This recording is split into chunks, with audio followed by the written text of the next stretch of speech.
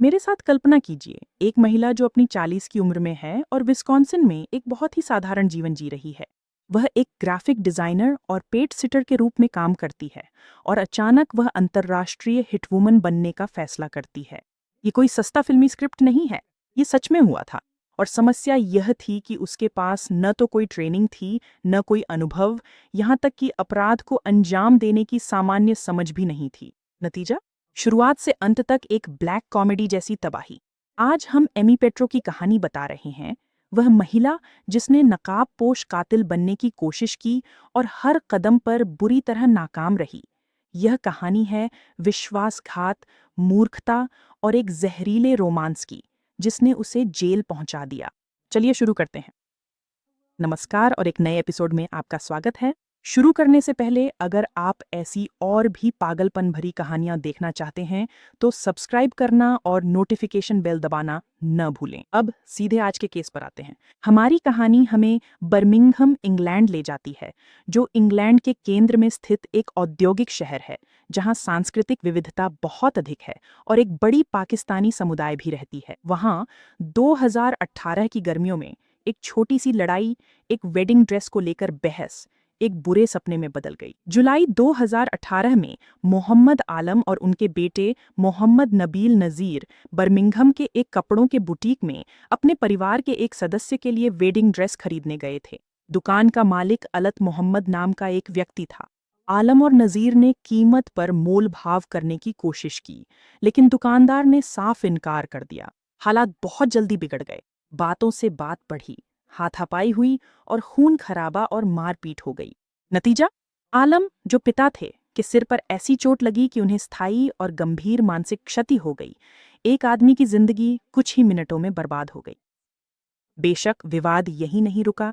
खिड़कियां तोड़ी गईं, धमकियां दी गईं और नफरत गहरी और लगातार बनी रही। कोई भी भूलने या माफ करने के लिए तैयार नहीं था।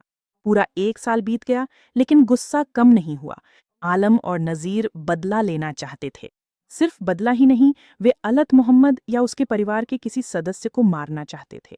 समस्या क्या थी? उन्हें पता था कि अगर वे खुद यह अपराध करेंगे तो पुलिस तुरंत उन्हें पकड़ लेगी। तो उन्होंने तय किया कि वे किसी ऐसे व्यक्ति को ढूंढेंगे जिसका इस मामले से कोई लेना देना न हो, जो गंदा काम करे और फिर गायब हो जाए। और यहीं से दोस्तों, असली पागलपन शुरू हुआ। नज़ीर ने एक डेटिंग ऐप खोला। हाँ, बस एक आम डेटिंग ऐप, और परफेक्ट शिकार की तलाश शुरू कर दी। हजारों प्रोफाइल्स में से उसने एक को चुना, एमी पेट्रो। एमी पेट्रो एक 40 साल की महिला थी जो वेस्ट एलिस, विस्कॉन्सिन, अमेरिका में रहती थी। उसकी जिंदगी बहुत ही साधारण। वह ग्राफिक डिजाइनर थी, पालतू जानवरों की देखभाल करती थी और स्थानीय परिषद में स्वयं सेवा करती थी। संक्षेप में, वह सामान्य महिला थी, न कोई आपराधिक पृष्ठभूमि, न हिंसा का इतिहास, लेकिन उसके पास एक सपना था। वह विस्कॉन्सिन छोड़कर अलग जीवन चाहती थी, जिसमें रोमांच और रोमांस हो। जब नसीर उसकी जिंदगी में आया तो उसे लगा कि उसे ऊब से बचाने वाला शूरवीर मिल गया है। नसीर एक ब्रिटिश लड़का था, हैंडसम, आकर्षक और महिलाओं से बात करने में बेहद माहिर। वह हर दिन उससे संपर्क करता था, वीडियो कॉल, रोमांटिक संदेश, खूबसूरत भविष्य के वादे। और दुख की बात है कि एमी इतनी भोली थी कि वह जल्दी ही उसके प्यार में पड़ गई। कुछ हफ्ते बाद वह उससे मिलने इंग्लैंड उड़ गई। उसने उसके साथ 1.5 महीना बिताया, यह सोचकर कि वह किसी हॉलीवुड लव स्टोरी को जी रही है। लेकिन सच्चाई यह थी कि नसीर उसे किसी और चीज के लिए तैयार कर रहा था। एमी के इंग्लैंड में रहने के दौरान नसीर ने उसे अपने पिता पर आई त्रासदी के बारे में बताया। उसने बताया कि उसके पिता को कितनी बेरहमी से पीटा गया था, उनकी जिंदगी कैसे बर्बाद हो गई और कैसे उन्हें न्याय नहीं मिला। उसने खुद को एक कर्तव्यनिष्ठ बेटे के रूप में पेश किया, जो अपने परिवार की इज्जत की रक्षा कर रहा है। और एमी अपनी सारी मासूमियत के साथ उस पर विश्वास कर बैठी। सिर्फ विश्वास ही नहीं किया, बल्कि उसने सहानुभूति भी जताई और महसूस किया कि उसे मदद करनी चाहिए। फिर आया एक अजीब सा अनुरोध। नसीर ने उससे बदला लेने में मदद करने को कहा। सिर्फ सामान्य तरीके से मदद नहीं, नहीं, उसने उससे कहा कि वह अलॉट मोहम्मद या उसके बेटे को मार डाले। और सोचिए, विस्कॉन्सिन की एक 40 साल की महिला जिसे हिंसा का कोई अनुभव नहीं था, उसने ऐसे अनुरोध के लिए हाँ कर दी। उसने हाँ क्यों की? क्योंकि वह प्यार में थी और क्योंकि उसने उसे यकीन दिला दिया था कि यह न्याय है, अपराध नहीं। उनके दिमाग में उनकी योजना बहुत सीधी थी। एमी इंग्लैंड जाएगी, हत्या करेगी और फिर अमेरिका लौट आएगी। चूंकि वह एक विदेशी थी और उसका कोई संबंध नहीं था, इसलिए कोई उस पर शक नहीं करता। सिद्धांत रूप में यह विचार समझदारी भरा लगता था। व्यवहार में यह शुरू से अंत तक एक आपदा थी। अगस्त 2019 में एमी फिर से इंग्लैंड गई। उसने अपने परिवार और दोस्तों से कहा कि वह अपना 40वां जन्मदिन लंदन में मनाने जा रही है, लेकिन सच्चाई यह थी कि वह हत्या करने जा रही थी। उसने इंग्लैंड में 2 महीने एक सामान्य पर्यटक की तरह बिताए, बिग बेन और लंदन आई के सामने तस्वीरें खिंचवाईं और उन्हें सोशल मीडिया पर पोस्ट किया। लेकिन गुप्त रूप से वह अपराध की तैयारी कर रही थी। उसने नकद में 2 प्रीपेड फ़ोन खरीदे। एक उसने नसीर और अल्लिम को दिया, दूसरा अपने पास रखा। वे लोग ब्लैक मार्केट गए और एक सेमी ऑटोमेटिक पिस्तौल खरीदी। 4 सितंबर को, अपराध से कुछ दिन पहले, वे बंदूक का परीक्षण करने के लिए हाईवे के पास एक सुनसान जगह पर गए। सरप्राइज! परीक्षण के दौरान बंदूक जाम हो गई।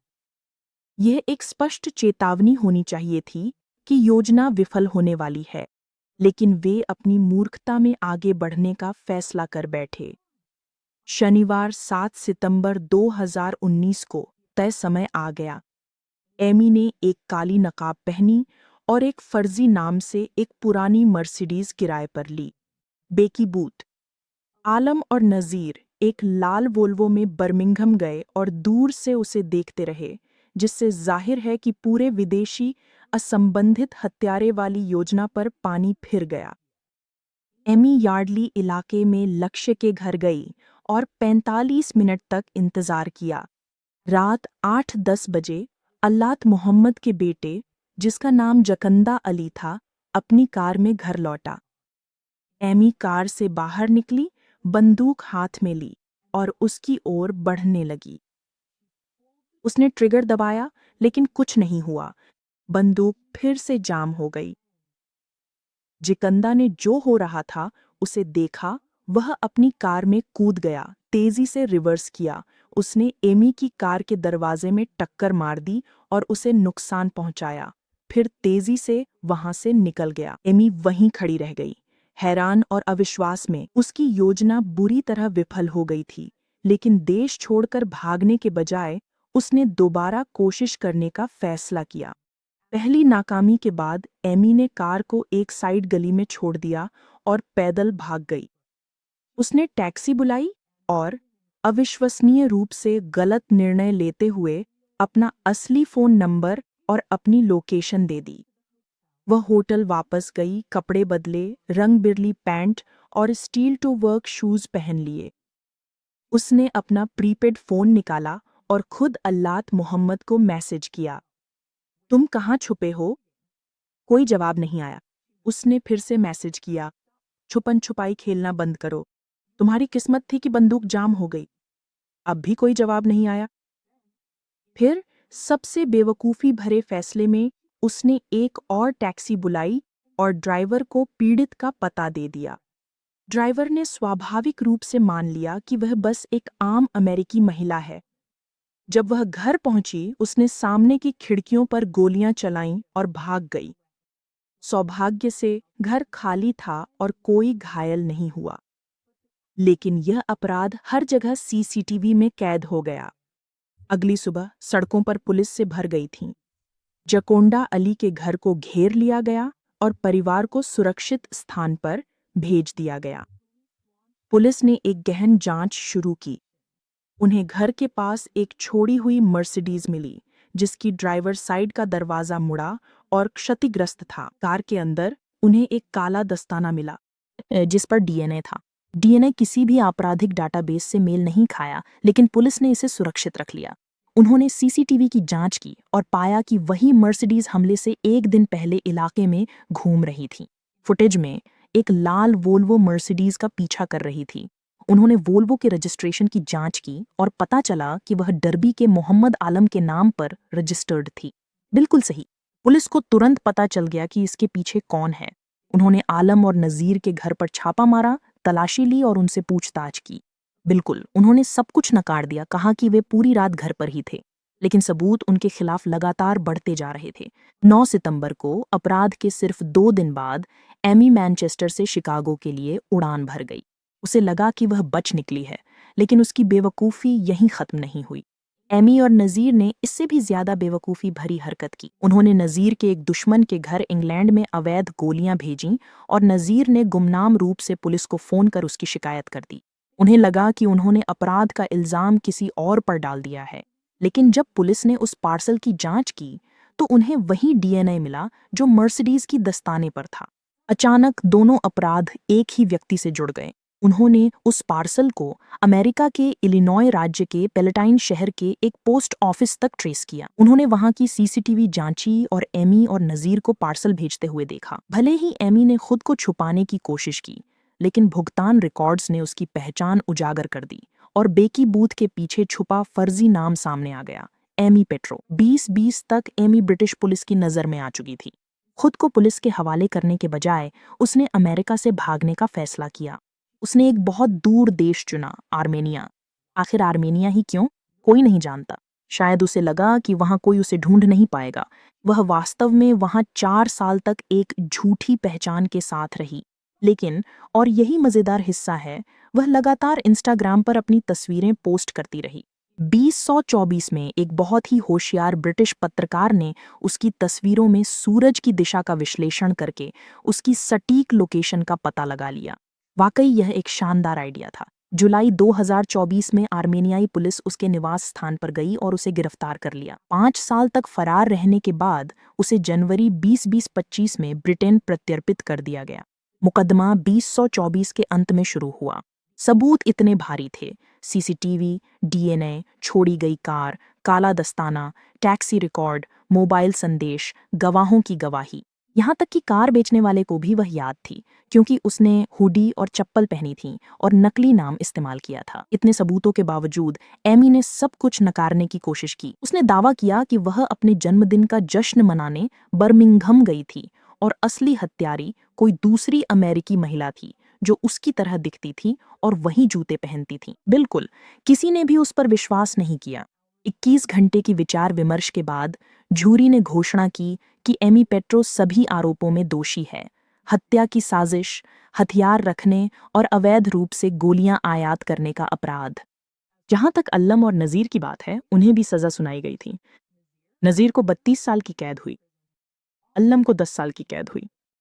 और दोस्तों, यही है एमी पेट्रो की कहानी का अंत। वो नकाबपोश हत्यारिन जो हर जगह नाकाम रही, चाहे वो विस्कॉन्सिन हो, बर्मिंघम हो, आर्मेनिया हो या आखिरकार एक ब्रिटिश जेल।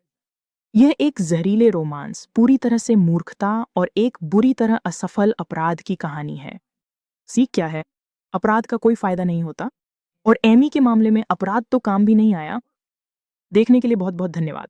अपनी राय कमेंट्स में ज़रूर साझा करें। ख्याल रखिएगा और अगले एपिसोड में फिर मिलेंगे। अलविदा।